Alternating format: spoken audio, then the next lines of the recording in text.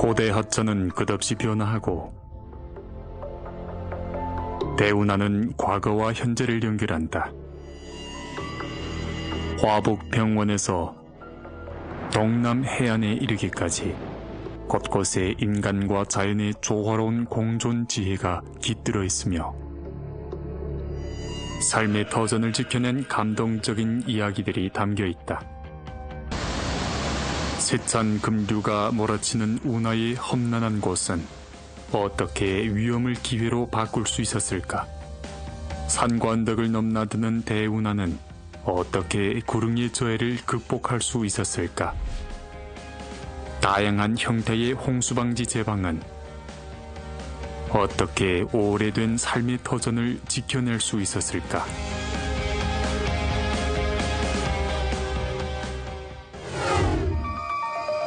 各位好，欢迎收看我们今天的《地理中国》节目，我是盛春。上一期节目当中我们看到水乡盛景中的悠悠往事。然而，岁月静好并不是历史的全部，水能载舟，亦能覆舟。人在与自然的相处过程当中时时会遇到意想不到的困难。在尊重自然、守护自然的基础上，如何利用自然和改造自然，也一直是贯穿人类文明史的亘古命题。大运河工程便是其中一个非常典型的例子。开凿大运河也不完全都是平地挖沟，而是利用了很多天然河流，在开挖人工沟渠连在一起，形成一条完整的航道。其过程非常的复杂，可以说从南到北这条水路并不平坦，经常会遇到起伏和弯曲。工匠们不仅要疏通河道，沿途还要修筑大量的堤坝、分水道、水门、船闸等等，这些建筑体可谓是古人家园的守护石了。在河北省故城县境内有一个被称为运河第一湾的地方，这个名字听起来很美，殊不知这运河第一湾呢，就是古代开挖运河的工匠们遇到的一个大难题。运河第一湾究竟有何特殊之处呢？古人又是如何克服自然，在这里疏通大运河航道的呢？为此我们地理中国考察组专程到故城进行了走访。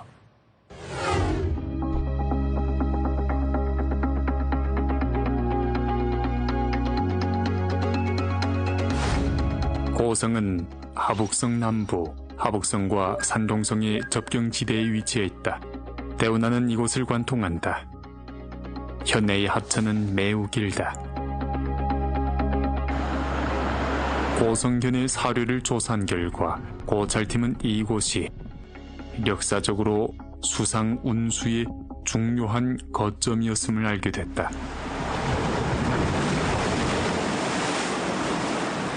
춘추 전국 시기 옛 황하가 고성을 흐르며 수많은 지류와 함류했다. 이는 수상 운수의 편리함을 가져다 줬을 뿐만 아니라 하천이 형성한 드넓은 평야는 비옥한 농지를 조성해 선진 시기의 농업 발전을 추진했다. 고성현을 고찰하던 중 고찰팀은 현 남부에 위치한 옛 하천을 지나게 됐다. 동행한 전문가는 이곳이 바로 수당 시기 영제거의 옛물길이라고 설명했다. 수조 대업년간 수양제의 명령으로 대운하가 개착됐다.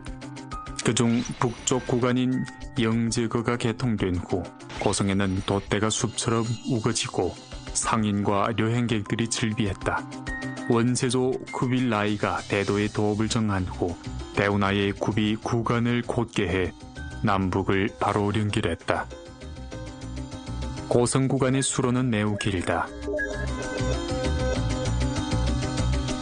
고찰팀은 고찰 과정에 이 구간의 운하가 더 이상 수상 운수에 사용되지는 않지만 그 시절 전해 내려오던 운하 영치기 소리는 무형문화재로 지정되어 오늘날까지도 현지에서 이어지고 있음을 알게 됐다.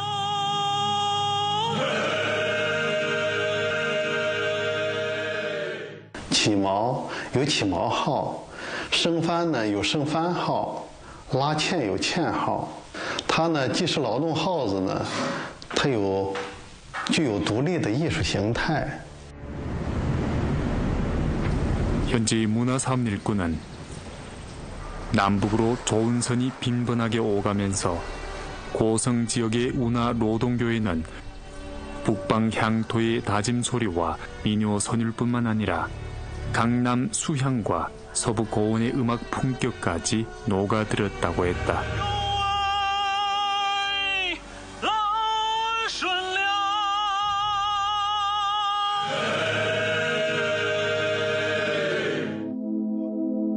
과거 좋은 시대에 운하에 굽어진 곳에는 금류와 여울이 종종 있었다. 높고 힘찬 노동요 소리는 배사공들의 용기와 의지를 북돋아주고 똘똘 뭉쳐 험난함을 극복하도록 격려했다. 在顾城走访的时候啊，考察组注意到，当地大运河河道有好几处转弯。随同考察组考察的运河研究专家告诉队员们说，这河道出现弯曲啊，有很多种原因，比如地势的起伏不平、水流对河岸的冲击，或者是河底的地层发生断裂等等。而大运河沿途的一些弯曲还是人为设置的。 由于大运河在开凿过程当中呢，把很多天然河流给连接在了一起，那这些河流之间存在着水位的高低落差，于是就要开挖一些转弯作为缓冲地带，实现水位的平衡。经过对顾城境内几处河湾的考察之后呢，在镇口镇，考察组找到了节目一开始所提到的运河第一湾。 眼前的景象让队员们感到十分的壮观，径直流淌的大运河突然在这里来了一个近乎180度的大转弯，有种瞬间调转方向的感觉。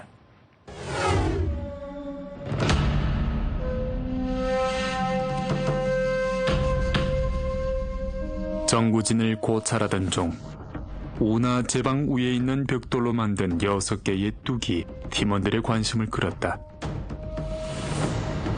이 6개의 뚝은 크기와 모양이 각각 달랐다.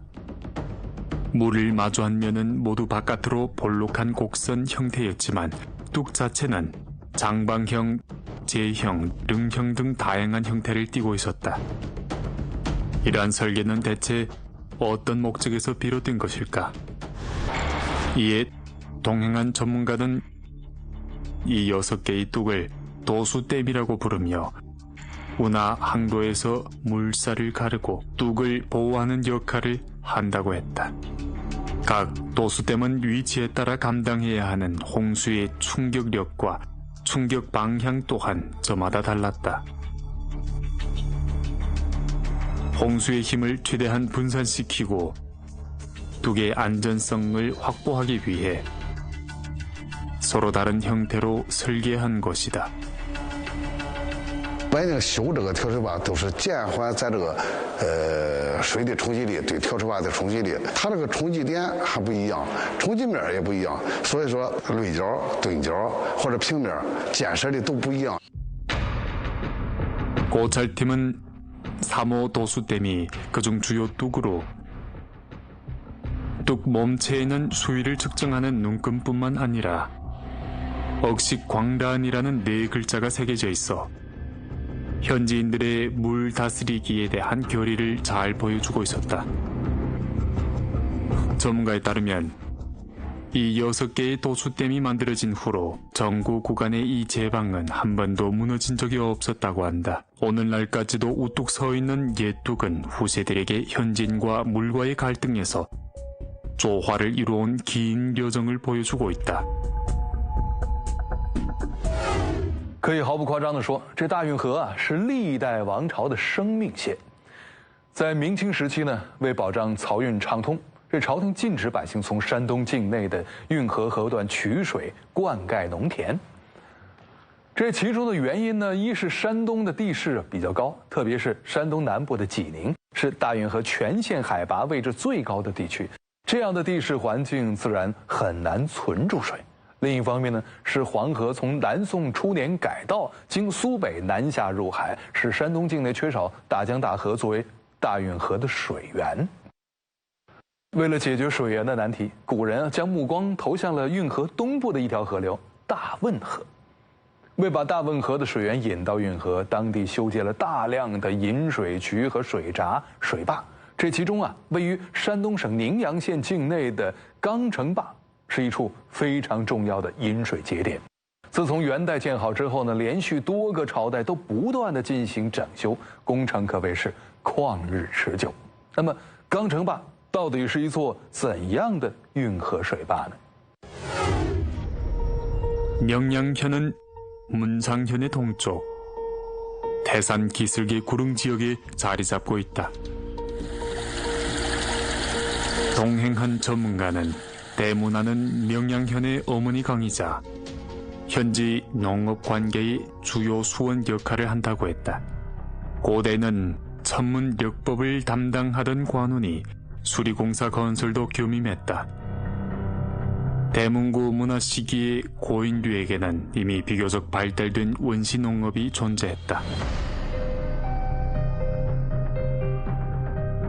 현지 사료 전문가의 안내로 고찰팀은 현지 박물관을 방문했다. 전시구역에 진열된 대량의 도자기들이 팀원들의 관심을 끌었다. 박물관 사업일꾼에 따르면 이 도자기들은 선사 시기에 제작된 것으로 박물관의 소중한 문화유물이라고 했다. 1950년대에 대문구 고인류 유적지가 현지에서 발견됐다. 출토된 대량의 유물을 통해 고고학자들은 신석기 시대 후기에 이곳에 이미 하나의 불악국가가 존재했을 것으로 추정했다. 新石器时代的陶器一般说呢是红陶、褐陶、灰陶和黑陶，而蒲头村出土的陶龟这是白陶，这种陶龟很可能是一种礼器，由此推测产生了礼制。 고찰 중 팀원들은 대문화가 동쪽에서 서쪽으로 흐르며 중국 대부분의 하천 흐름 방향과 정반대이기 때문에 거꾸로 흐르는 강이라고 불린다는 사실을 알게 됐다. 수리 전문가는 중국의 전체적인 지세가 서쪽이 높고 동쪽이 낮아 대부분의 하천이 동쪽으로 흘러 바다로 들어간다고 설명했다. 그러나 대문화가 위치한 산동성 서남부 지역에는 마침 동쪽이 높고 서쪽이 낮은 지역이 존재한다. 대문화는 지세를 따라 서쪽으로 흐르며 경항 대운하 방향을 향하고 있다. 수백 년에 걸쳐 대문화는 경항 대운하의 중요한 수원 역할을 해왔다. 그리고 명양현 경내에 있는 강성뚝은 대문화의 물을 운하로 끌어들이는 데 중요한 역할을 했다. 동행한 전문가를 따라 고찰팀은 대문화 기슭에 도착했다. 우거진 잡초가 무성한 개펄에서 팀원들은 여기저기 쌓여있는 돌무더기에 인공적으로 다듬은 흔적이 뚜렷이 남아있는 것을 발견했다. 전문가는 이곳이 바로 원조 시기 강성뚝 유적지라고 말했다. 유적지에 세워진 옛 비석에는 당시 강성뚝을 건설한理由와 과정이 기록돼 있다. 还没有统一中原的时候，要给南方的军队运送物资。当时呢，京杭大运河山东境内缺水，于是人们就引温河水进入运河。因为这座拦河坝修建在了古钢城的附近，所以就叫做钢城坝。 전문가는 팀원들에게 강성뚝의 위치 선정은 매우 엄격했다고 했다. 대문화는 명양현 경내에 있는 중류 구간에 위치했다. 이 구간은 대부분 토질 하상으로 량안의 제방은 물에 잠기면 쉽게 물러지고 무너져 범람할 위험이 있다. 강성뚝이 위치한 곳은 이 구간에서 보기 드문 암질 하상이다. 명조 시기 대문화의 물을 원활하게 운하로 끌어들이기 위해 관청에서는 강성둑을 다시 보수하고 강물의 흐름량을 제어하는 수문을 설치했다. 뚝의 견고함을 보장하기 위해 장인들은 돌을 다듬어 촘촘하게 배열함으로써 산처럼 든든한 예뚝을 축조했다.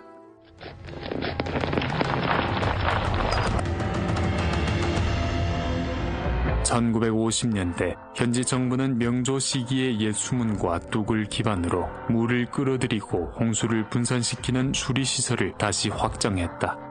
이는 공업생산, 농업관계와 주민생활에 중요한 수원지가 됐다. 大运河从南到北，沿途不仅有很多支线运河与天然河流能够通往海洋，而且呢，一些漕运古城本身也是海港城市。古代朝廷常常采用河海转运的方式，扩展大运河的运力，提高漕运物资的总量，为保障河海转运能够顺利进行，让码头与航道不受海潮的侵袭。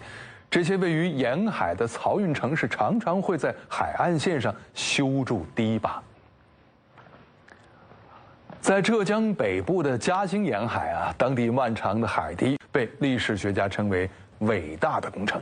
那么，这种海堤究竟有何奥秘呢？ 가흥시 해염현은 전단강 북쪽 기슭의 연안 지역에 위치해 있다. 고찰팀이 문화, 력사 부문을 방문해 알아본 데 따르면 원시사회 말기부터 절강성 동부 연안의 선조들은 바닷물에서 소금을 추출하기 시작했다. 해염현에서 대규모로 제염을 시작한 것은 서한 초기부터였다. 고대 중국의 염업 중심지 중 하나로서 이 연안의 옛 도시는 바다로 인해 번영했고 소금으로 인해 부유해졌다.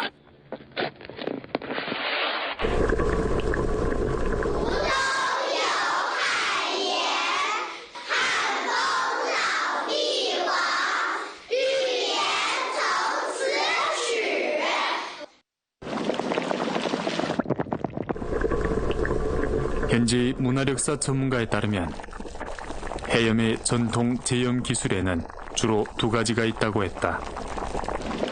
하나는 해안가에서 고농도의 염소를 모아 불로 가열함으로써 바닷물을 끓여 소금을 얻는 방식이었다.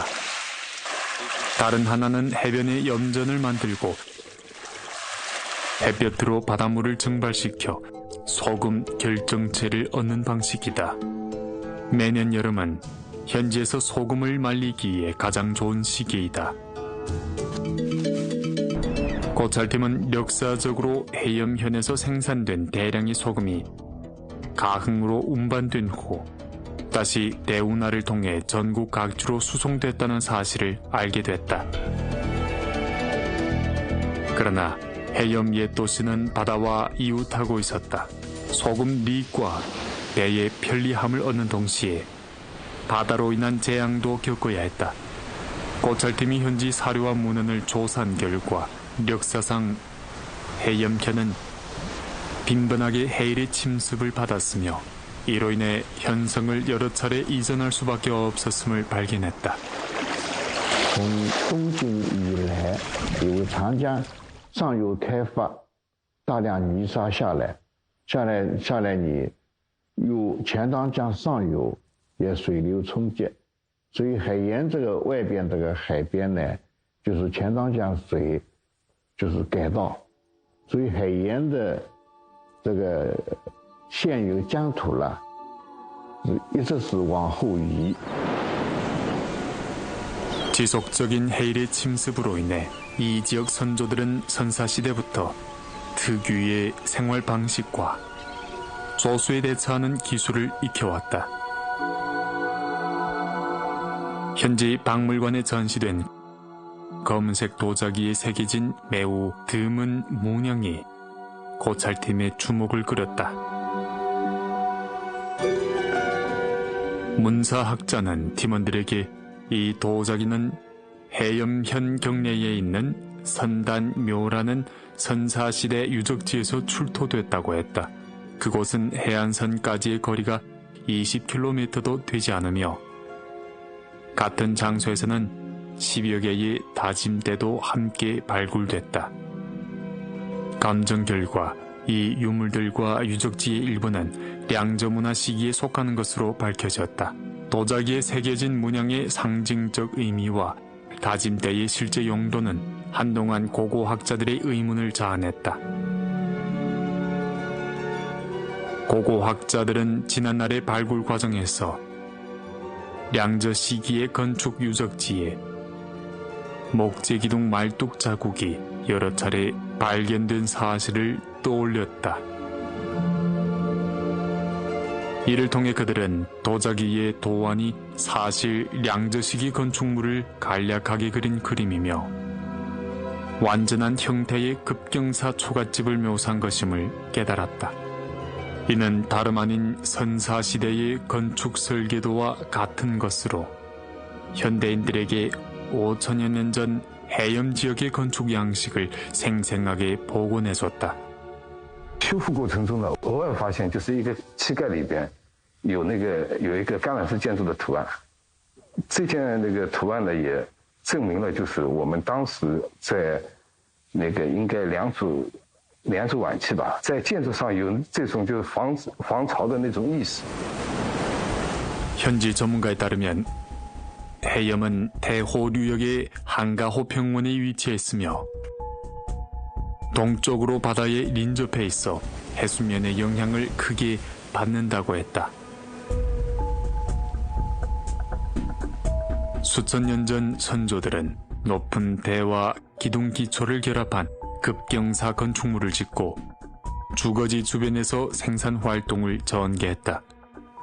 이후 옛사람들의 홍수 방지 기술이 지속적으로 발전함에 따라 방지 범위도 점차 마을 주거지에서 해염현 전체로 확대됐고 해안선에는 바다를 막는 긴 제방이 축조됐다.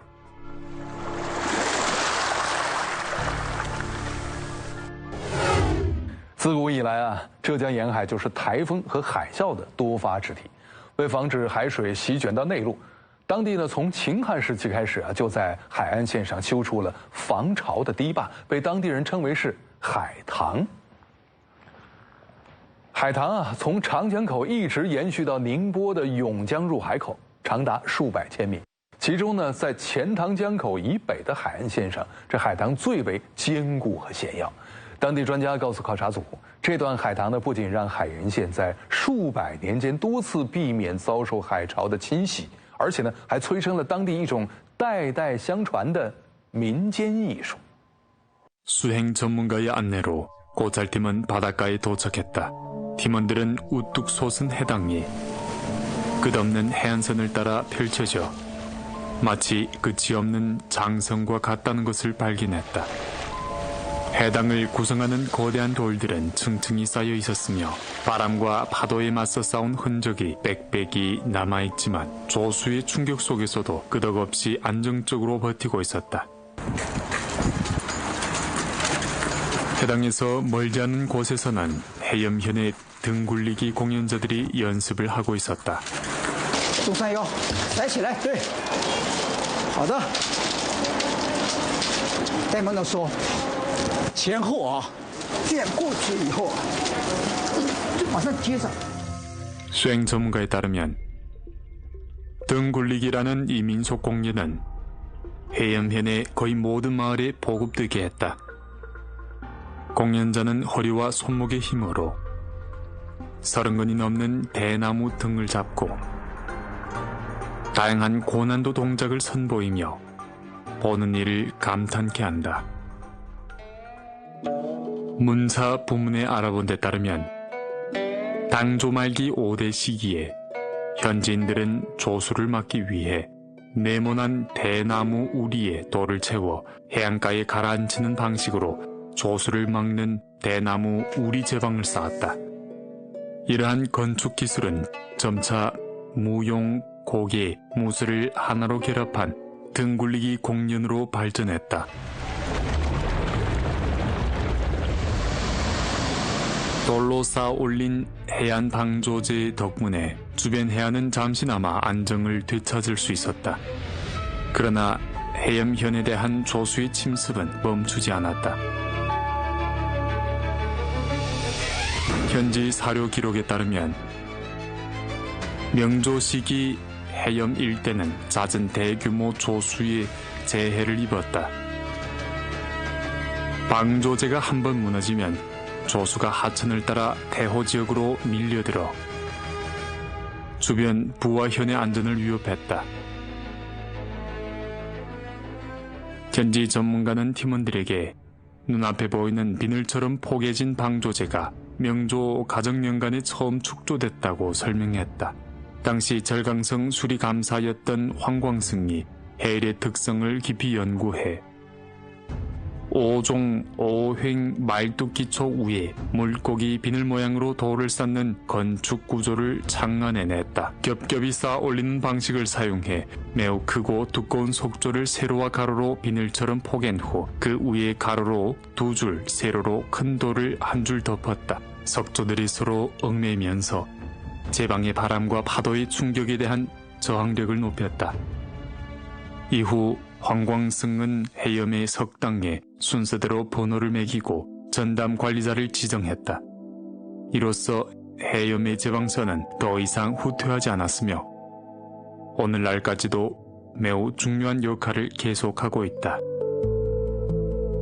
길고 긴 조언의 세월 동안 대우나 연안에는 셀 수 없이 많은 유적지와 자취가 남아있으며 그 중에서도 여러 조대에 걸쳐 축조된 옛 제방과 옛 수문이 중요한 구성 요소이다. 고대의 이 건축물들은 조은선의 원활한 통행을 보장했고 나아가 좋은 항로와 부두의 안전을 지켜내 온갖 난관을 극복하고 불가능에 도전했던 옛사람들의 완강한 의지를 고스란히 보여주고 있다.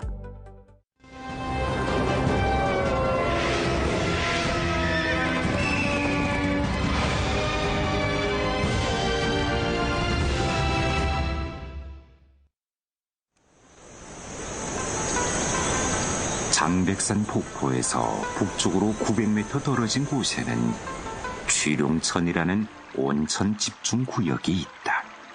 이곳은 뜨거운 지열로 인해 1년 내내 열기가 무럭무럭 피어오르고 물안개가 감돈다. 취룡천은 장백산 온천군 가운데서 량이 가장 많고 분포 범위가 가장 넓으며 수온이 가장 높은 온천이다.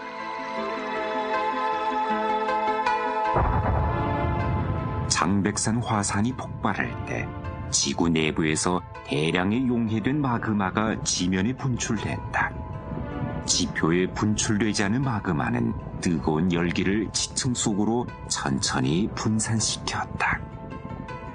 대기의 강수는 지표면에 스며들면서 마그마의 잔열에 의해 점차 가열됐다. 뜨거운 물속에 함유된 이산화탄소 등 기체가 열을 받아 팽창하면서 암층 밑층의 압력이 점차 높아졌다. 지하의 뜨거운 물은 거대한 압력을 받아 지각 틈을 따라 지표면으로 흘러나와 온천을 형성했다. 취룡천은 바로 몇십 곳의 지열로 구성된 온천군으로서 분포 면적은 약 1000여 평방미터에 달한다. 각각의 온천 용출구는 크기가 저마다 다르다. 수증기를 내뿜으며 물줄기가 끊임없이 솟아나와 마치 룡들이 물을 뿜으며 장난치는 것만 같다. 이도백가가 그 사이를 뚫고 지나면서 줄기차게 흐른다. 취룡 온천군의 주위에는 흐르는 물에 침륜된 알록달록한 암석들이 있는데 인상파 회화 대가의 조색판을 방불케 한다.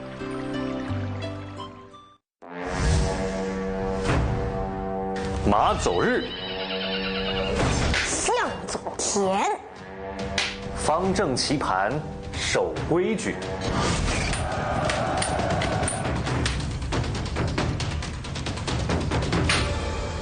将军不算不算，落子